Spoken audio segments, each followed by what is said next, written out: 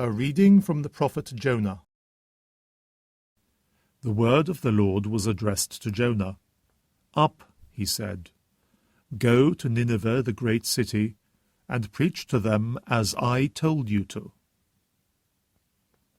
Jonah set out and went to Nineveh in obedience to the word of the Lord. Now Nineveh was a city great beyond compare. It took 3 days to cross it.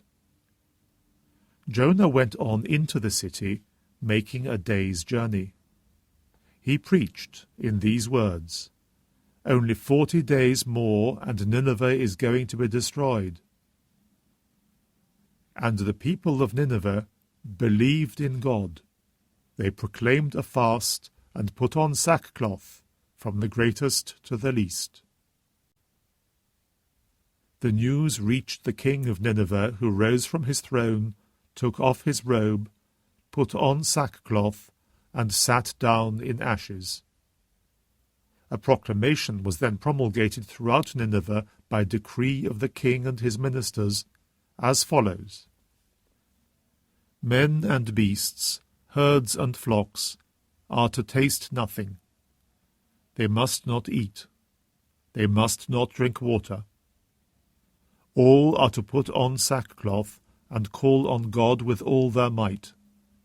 And let everyone renounce his evil behavior and the wicked things he has done. Who knows if God will not change his mind and relent, if he will not renounce his burning wrath, so that we do not perish? God saw their efforts to renounce their evil behavior, and God relented. He did not inflict on them the disaster which he had threatened. The Word of the Lord. A reading from the Holy Gospel according to Luke. The crowds got even bigger, and Jesus addressed them. "This is a wicked generation. It is asking for a sign. The only sign it will be given is the sign of Jonah. For just as Jonah became a sign to the Ninevites, so will the Son of Man be to this generation. On Judgment Day, the Queen of the South will rise up with the men of this generation and condemn them, because she came from the ends of the earth to hear the wisdom of Solomon, and there is something greater than Solomon here.